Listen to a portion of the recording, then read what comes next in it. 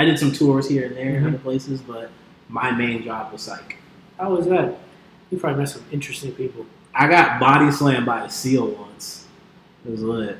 That sounds like a story to tell. They didn't tell. So every morning they tell you, they give you, I forgot what it's called exactly, but they give you like the nurse's notes and stuff about the patients, basically giving you an update on what's supposed to be going on and all that good stuff. Right. So then I'm, minding my business, and then I had an appointment that day, so that's why I wasn't there at the beginning where they were supposed to be giving the nurses notes. So I'm minding my business. I come upstairs thinking that we got some normal patients up here, and they're like, oh, you've been assigned so and so. I'm like, go tap them on the shoulder.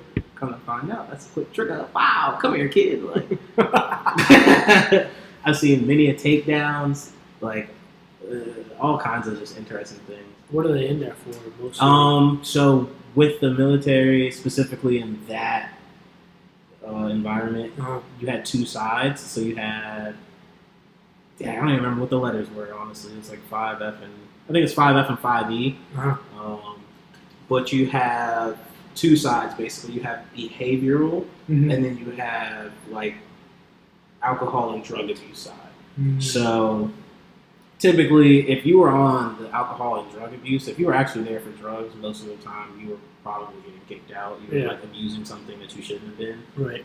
Like if you were there for like weed, 9 times out of 10 you're getting kicked out. Yeah. But most of the time it would just be like people just with alcohol, just issues and shit. Like I drank too much because I'm upset about this. I drank too much because I'm upset about that. Stuff that you would expect people to be upset about. And then there would be the behavioral side, which was a little bit more complex than that, because that's when you're looking at actual, you know what I'm saying, like disorders. And you're looking at all kinds of things happening over there. Like, which side were you on when you got so I started off the easier side that they normally start you off with the training is the alcohol side, because most of the patients there are there for like a weekend or something. Yeah. Like their chain of command caught them drunk, so they sent them there instead of actually punishing them. So here, you want to drink your weekend, spend it in the psych ward type thing. So you come up to us and you wear pajamas and get 3 square meals a day, and we kick you out. Like other than that, like you don't get a TV in your room, but there's that. But the behavioral side, that's where you have like, I don't even, how many years has it been? Oh, I can say it now. HIPAA tricks. So we had a cat that jumped. Didn't say his name. Had a cat that jumped the White House gate and started doing push-ups in the middle of the front lawn. Yeah, kid you not. I want to ask why, but I feel like there's not a reason. He said he wanted to talk to Obama.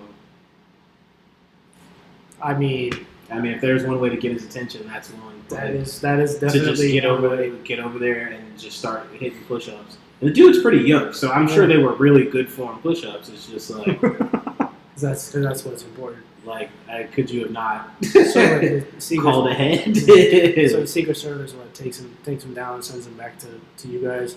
I'm not even like, I know Secret Service was a part of it. I'm not even. I thought I was going to see a Secret Service dude, and I was so excited that day. Like I was like, oh, dude, Secret Service is going to be here. Like I hope they give me their little headphone thing. Yeah. Like, it's like I talked to Obama myself when he lived, but like I ended up not even being there. I went to lunch, and I was like, all right, this is taking too long. Like I'm over it. Like bring this guy in. They brought him in. He was definitely like confined up. He had the jacket on and everything. Oh, for real? Yeah, he got a. So they have this thing called the cocktail. I always forget what's exactly in it, but they call it the cocktail because it will it'll do you in every time.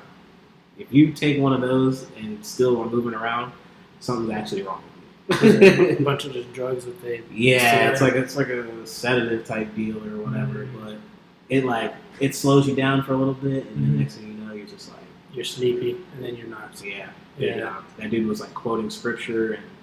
I was like, this is some exorcist stuff. Like, there was plenty of times where, like, I genuinely thought that, like, I shouldn't be up here anymore because it's, like, it's starting to get a little too weird. It was in my head a little bit. Like, didn't like it. Are there other stories that you can tell or no? I had a patient threaten to kill me once to the point where it was like I actually felt threatened because it was like I had got on like kind of like a level with her that I felt that we could communicate and it was cool.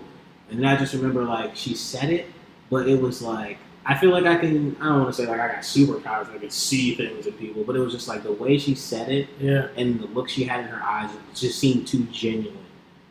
And I was just like, I just remember calling, I think I was like 20 years old. I called my mom, I was like, yo, this bitch says she's gonna fucking kill me, mom. Like, my mom's like, what bitch, who gonna kill you? And my mom's like on go, like who I gotta come up there and put the hands on now. Like, but they ended up like moving her. I actually didn't come into work for I think 3 days after that because I was just like really. I felt like it was either because I was sleep deprived because I was working the night shift when that happened. So that's 12 hours through the night instead of during the day. So I didn't know if I was just like feeling some type of way about it because I hadn't slept. So I was just like, I need to get these 3 days and just get my mind right. But there's that, and then there was the fucking officer who jumped on me butt naked. And so, like, it's just like being like a CO in a prison. You can't really, like, you can interact with these people. You know, they're not like animals or something. Like, you can talk to them like normal human beings. I mean, that's what I think. So, you know, I would try and interact without, you know, breaking the boundary of me supposing to, you know, keep order within the ward. So this lady goes, she takes a shower, right? So I have to go. So every hour you're supposed to go around and make sure everyone's doing okay. You know, nobody's stolen a fork and or anything crazy. Nobody's fighting or anything like that. So you just go around to the rooms. If you can see the people, you check them off. If they're in their room sleep, you check them off. If they're in their bathroom, you just give them a quick knock on the door. Hey, you good? So as long as they respond, you're good. This lady goes in the bathroom. She comes back out.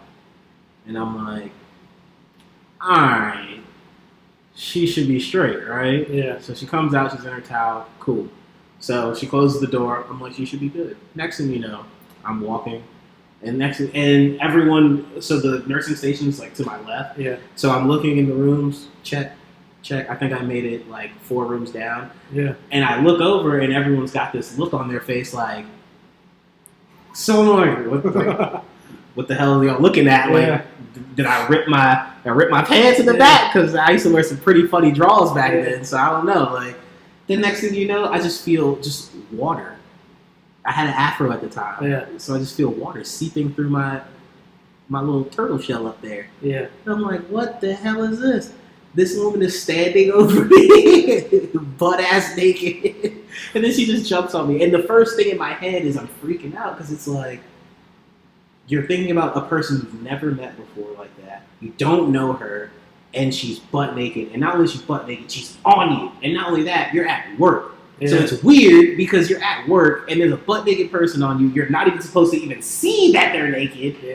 You know what I'm saying? There's all these rules and stuff, and I'm like freaking out. I'm like, do I hit her? Do I touch her? Like, what happened? Like, I don't want to hit her. And then, like, next thing you know, like, oh man, I accidentally grabbed a nipple. Like, and then you're sued. And the next thing you know, like I'm Outback Steakhouse, and it's just not it, Chief. Like, then they ended up like getting a bunch of like old lady nurses to like wrangle this wet woman, and that wasn't a pun.